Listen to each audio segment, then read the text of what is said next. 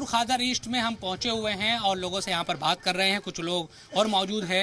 ये बताएं भाई साहब, नाम क्या है आपका और क्या समीकरण यहाँ चुनाव के बन रहे हैं? मेरा नाम मोहम्मद आज़ाद है।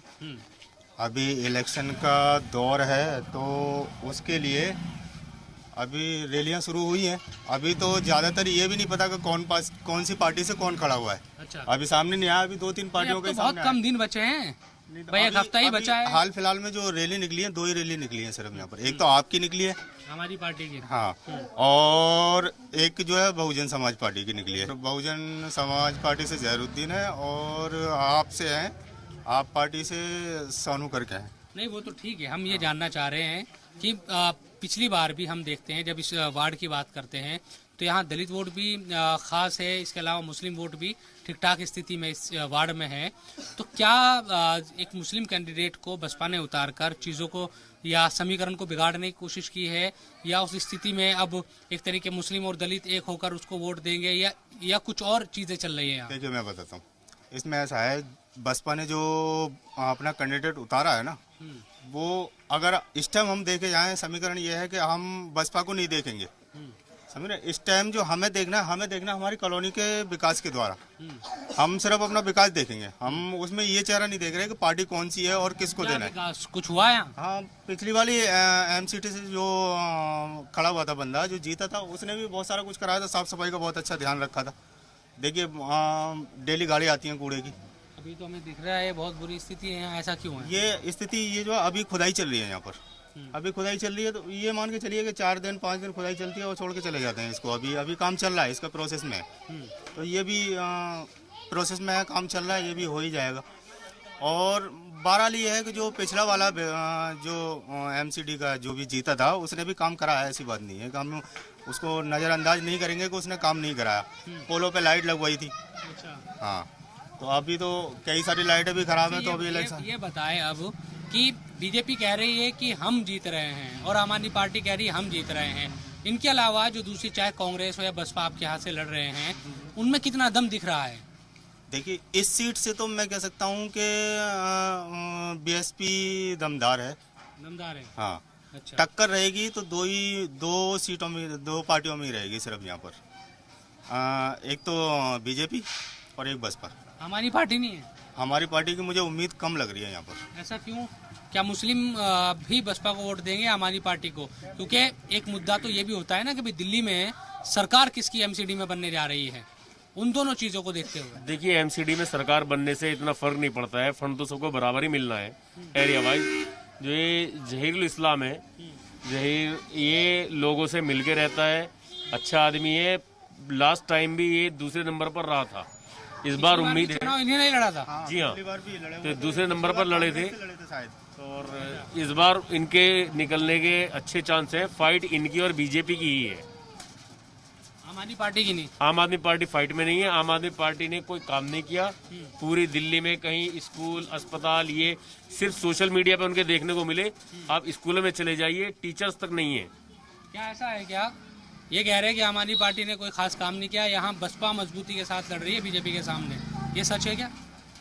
देखिए, हम बसपा और बीजेपी की तुलना एक दूसरे से नहीं कर सकते। अच्छा, क्योंकि बीजेपी और बसपा की दोनों की बहुत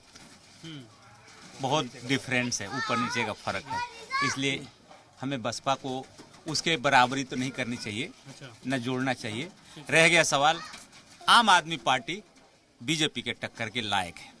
हमारी पार्टी, आम आदमी पार्टी क्या पसंद है? आम आदमी पार्टी में क्या? आम आदमी पार्टी की ईमानदारी पसंद है, अच्छाई पसंद है, उसकी एक न्यूट्रल माइंड सोच पसंद है। कई लोग तो मुसलमान ये भी कह रहे हैं कि केजरीवाल मुसलमानों के मुद्दे पे बोलते ही नहीं, या नहीं बोलते हैं। उनकी अपनी पॉलिसी है, न बोलना भी उनकी अपनी मजबूरी है। पर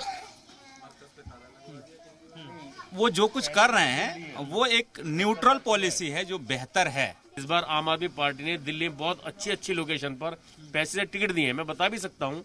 अभी आज बीजेपी रोजाना स्टिंग कर रही है उसमें, तो वो कह रहे हैं कि मनोहर कहानियां है। मनीष सिसोदिया कह रहे हैं कि बीजेपी रोजाना मनोहर कहानियां लेकर आती है। देखिए, मनीष सिसोदिया जी इसलिए कह रहे हैं, उनको मौका मिल गया। डायरेक्ट तो उन्होंने लिया नहीं। उनके जो एमएलए ले रहे हैं वो किसको दे रहे हैं? वो अपने घर तो नहीं ले आएंगे, वो जमा तो पार्टी फंड में करेंगे। जमुना पार से उन्होंने अपने पार्टी के मुस्लिम उपाध्यक्ष का हाजी शाहनवाज का टिकट काट दिया और दूसरे को टिकट उन्होंने 25 लाख रुपए बेच दिया। तो जो आदमी 7 साल उसने काम किया, उसको सिर्फ नाम के लिए कि नाम में से हाजी हटाओ तब टिकट देंगे, उस आदमी ने टिकट नहीं हटाया, उसका टिकट पार्टी ने काट दिया। काम धाम नहीं होता कुछ इलाके में देखो ये काम सारी ये 1 साल पहले का अभी तक यहाँ पे ऐसी पड़ा जी। 5G डल रही है, 5G के लिए मोबाइल चलाओ। अरे भाई साहब हम तो 4G चला ले, पहले 5G तक तो ये जाने ना देंगे हमें। 4G इतना महंगा है तो 5G तक तो ये जाने ना देंगे हमें। अब बताओ तो क्या जो नेता आ रहे हैं उनसे कुछ कह रहे हैं आप कि भाई क्या काम काज होना चाहिए क्या जब नहीं? से इलेक्शन हुए हमने तो देखा ना यहाँ पे उसे, जब कोई सा भी ना आया। अब वोट मांगने तो आ रहे होंगे, वोट मांगने भी उनके वही आ रहे हैं, चेले चपाटे, खुद नहीं आ रहे। खुद नहीं आ रहे। तो फिर कैसे होगा अगर खुद ना आए?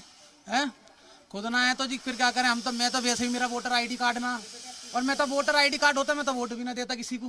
क्या समस्या आप लोगों को है? हमारी समस्या ये है कि यहाँ से ढलान गया है तो वहाँ पानी भर जाता है। छोटे छोटे बच्चे हमारे, हम बहुत परेशान रहते आएंगे।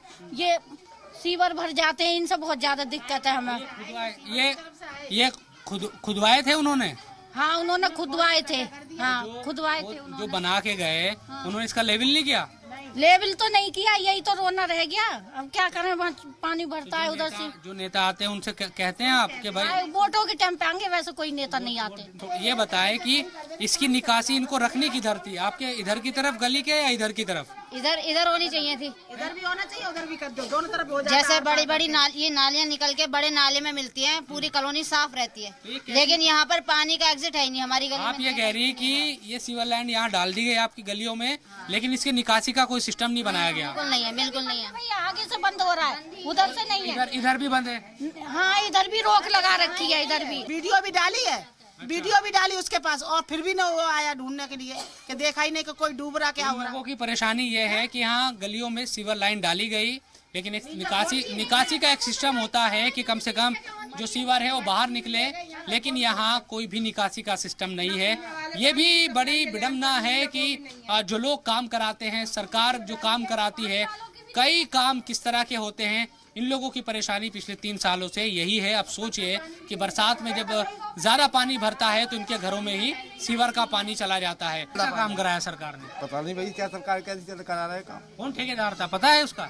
ठेकेदार तो कितने आए कितने बदल जाए, हाँ यही होता है। तो कहने को तो आपके मोहल्ले में सीवर लाइन भी डल गई और आपके पाइपलाइन पानी की भी है और सड़क भी बढ़िया बनी हुई है, लेकिन किसी काम की नहीं। काम की नहीं है, वो सब बेकार है। जब पानी नहीं आ रहा है तो पानी सब में काला काला बदबू पानी आ रही है।